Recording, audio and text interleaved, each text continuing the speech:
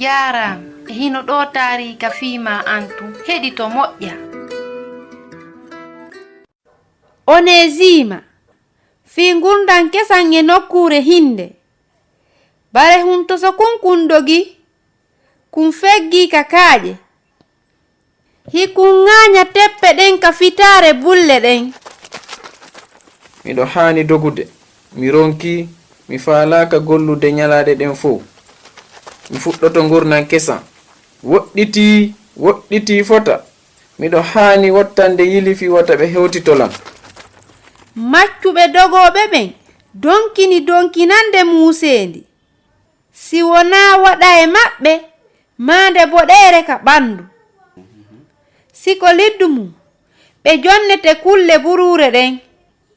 Gommijo tu waɗi si Onésima ɓurti yawnude dogudu makko ndun. Inde makko nden no firi nafowo hara nden inde no yaadi e aade wujjowo wonɗo e dogude. Himo hoydude koyɗol kesol e leydi jananiri. Himo faala suuɗade ka wiyete ɗon Rome. Kono ko hombo holoto wonde nde saare mawnde. Onésima yahoyay hakkunde yimɓe ɓen fof ka giɗo jom makko. O dogi non. Miɗo faala goɗɗum e gurdan ɗan. Mi faalaka wonde tum maccuɗo. Hara hiɗa weltodi e gurdan ma kesan ɗan.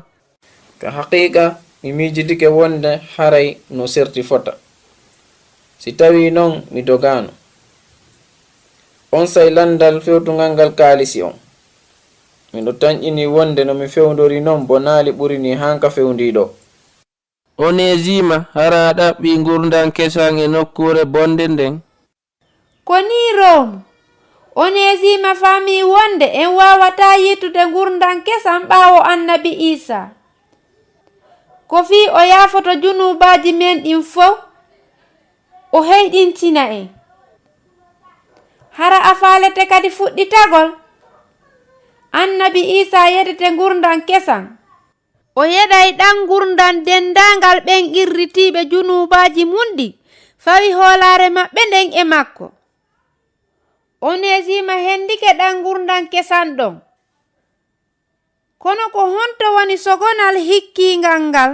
Ko ɓuri e moƴƴude ko yiltitagol ka filmunu jeyɗoma on. Artugol ton. Wota hulu mi windanaymo ɓatakuru fiyo jonnumundu ko weldiɗɗo an himo yiɗi annabi Isa o wernete nder weltare. Ko sago Onésima yiltiti.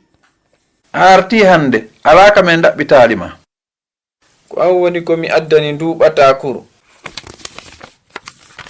Ko ayyo filmuna tedduɗo mi neltimo e ma o fuɗɗike gurdan kesan e nder yuɓɓodiral e annabi Isa. Ko bonnanma wo mi yoɓitete coggu mum mi moƴƴintinay ko bonnako. Onésima jaɓirama weltare. O lutti ka fili munu wondude e ɓernde laaɓunde sabu annabi Isa o heɓi gurdan kesan ɗan e nokkure hinde. Husainatu wonno e yewtude mi weltanike ma fi ko heɗitiɗa ko hiɗen e saayi.